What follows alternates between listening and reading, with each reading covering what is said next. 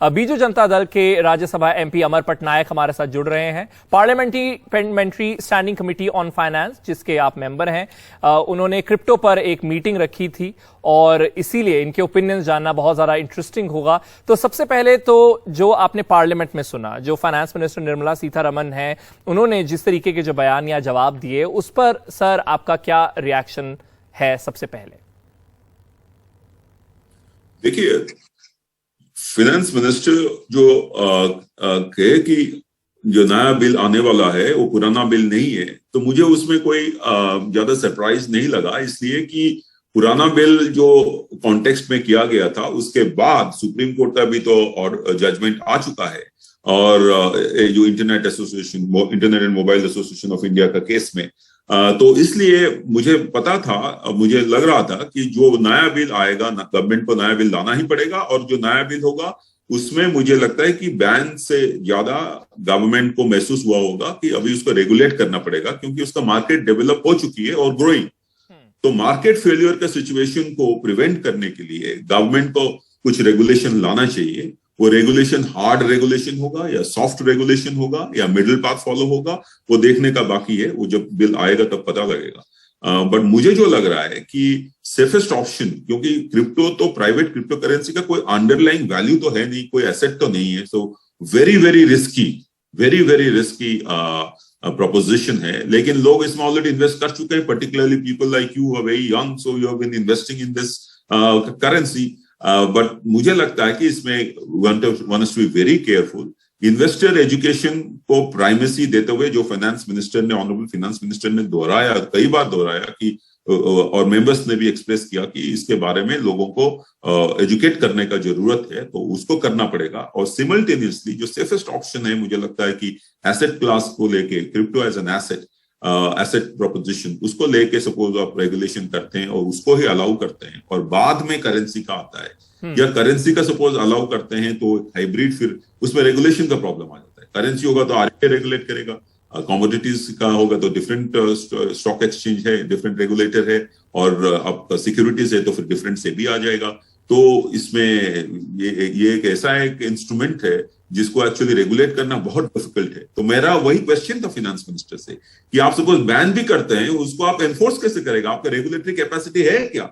और regulatory capacity एक तो है कि इन्वेस्टर का एजुकेशन बढ़ाओ, रेगुलेटर्स का भी नॉलेज बढ़ाओ, रेगुलेटर कैपेसिटी भी बिल्ड करो। तो ये दोनों चीज अभी करना पड़ेगा। तो मेरे ख्याल में तो नया आएगा बिल, ये सब चीज एड्रेस हुआ होगा। जी, अभी देखिए, जहां तक उनके जवाब की बात है, तो टैक्स पर सवाल पूछा गया तो उस पर अभी जानकारी नहीं है, एनएफटी पर या एडवर्टाइजमेंट्स पर, तो अभी कोई ठोस जवाब जो है वो नहीं आया। तो क्या आप एक्सपेक्ट कर रहे थे कि और थोड़ी ज्यादा जानकारी होती? नहीं, ऑनरेबल फाइनेंस मिनिस्टर ने क्लैरिफाई किया कि इसके ऊपर वो आंसर दे सकती थी, लेकिन जब बिल आ रहा है, और सिंस बिल का मुझे लगता है कि कंटूर अभी तक फाइनलाइज नहीं हुआ है, तो इसलिए वो कमिट नहीं करना चाहते। तो इसलिए जब बिल आ जाएगा तो पता लग जाएगा, और इलैबोरेट डिस्कशन तब होगा और फाइनेंस मिनिस्टर उसके ऊपर आंसर जरूर देंगे। तो मुझे लगता है कि ये है कि अभी भी वो इवॉल्विंग है with in the ministry. Right, तो रेगुलेशन की यहां पर बात ऑफ कोर्स हो रही है, लेकिन कुछ ऐसी कंट्रीज हैं जहां पर रेगुलेशन है ऑलरेडी। कुछ ऐसी कोई कंट्री आपके दिमाग में है जहां से हम कुछ सीख सकते हैं, हिंट्स ले सकते हैं?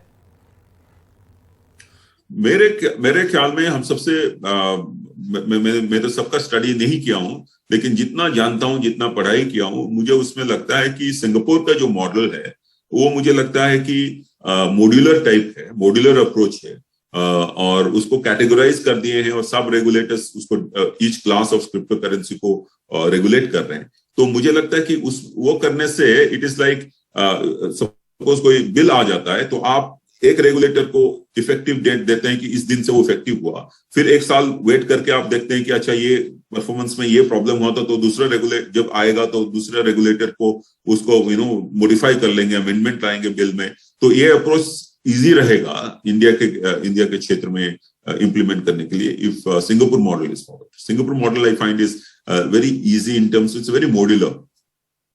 ओके, अब वहीं जहां तक बात है parliamentary standing committee on finance की, आप उसके मेंबर हैं, आप स्टेक होल्डर से मिले, आई नो वो एक प्राइवेट मीटिंग है, कॉन्फिडेंशियल बातें हैं, लेकिन अगर आप फिर भी कुछ वहां की जिसे कहते हैं वाइब अगर हमें बता पाए, या वहां क्या आपने मूड पिक किया अगर वो बता पाए। जो हमारे मेंबर्स है, एमपीज है, हम लोग पीपल्स रिप्रेजेंटेटिव हैं, तो हमको ये लगता है वो सबका वही है कि ये इतने बड़ा रिस्की इंस्ट्रूमेंट है, इसमें हम लोगों को रिटेल इन्वेस्टर्स को बोलना पड़ेगा कि ये इसमें रिस्क है, वेरी क्लियरली बोलना है। और हैविंग सेड सो कि आप इस रिस्क को लेके इन्वेस्ट कर रहे हैं, लेकिन उसमें एक रेगुलेटरी फ्रेमवर्क ये भी देना की जरूरत है, इसलिए क्योंकि वो मार्केट जो है ये बढ़ते जाएगा तो हमारा नॉर्मल मनी सप्लाई जो आरबीआई करता है उसको इंपैक्ट करेगा। It's an अफरंट, number 1। नंबर 2, उसमें इलीगल मनी लॉन्ड्रिंग ये भी सब हो सकता है। तो आप मुझे ये बताइए कि अभी आपने बहुत सारे ओपिनियंस दिए हैं क्रिप्टो करेंसी के बारे में, आप समझते हैं टेक को, आपके पर्सनल ओपिनियंस हैं, तो आप अगर पार्टी का भी स्टैंड थोड़ा शेयर कर पाए हमारे साथ, या फिर जो आप शेयर कर रहे हैं is it your parties opinion? नहीं, ये तो मेरा पर्सनल ओपिनियन है, लेकिन मैं जब भी आर्टिकल्स के ऊपर लिखा हूं कि it's my personal opinion. Party का व्यू आएगा लेकिन जब बिल आएगा, बिल तो अभी आया नहीं है, बिल के बारे में किसी को पता नहीं है। मैं भी गेस कर रहा हूं, आप भी गेस कर रहे हैं, बाकी लोग भी गेस कर रहे हैं।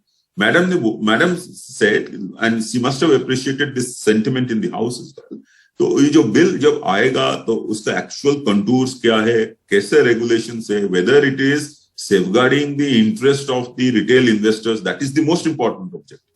तो whether वो हो रहा है कि नहीं, एंड वो करते हुए ये मार्केट डेवलप हो सकता है क्या, तो that kind of a thing आने के बाद ही I think party will take a stand. अभी तो पार्टी को स्टैंड लेने का कुछ बिल ही नहीं है, उसके ऊपर क्या स्टैंड है। जी, बहुत बहुत शुक्रिया सर हमारे साथ बातचीत करने के लिए, और वो जो आपका बैकग्राउंड है उससे उड़ीसा की खुशबू भी आ रही है, तो बहुत बहुत शुक्रिया। Thank you so much. ये उड़ीसा का ये है टेक्स्ट, हमारा हैंडलूम जो है वो उड़ीसा का हैंडलूम जो है, ये चादर है, वो चादर को रोमन ब्लाइंड बनाया हुआ है। अभी मेरा मकसद ये है कि उड़ीसा का हैंडलूम चारों तरफ जाए, इंडिया का हैंडलूम जाए। बहुत बहुत शुक्रिया sir, all the best for that.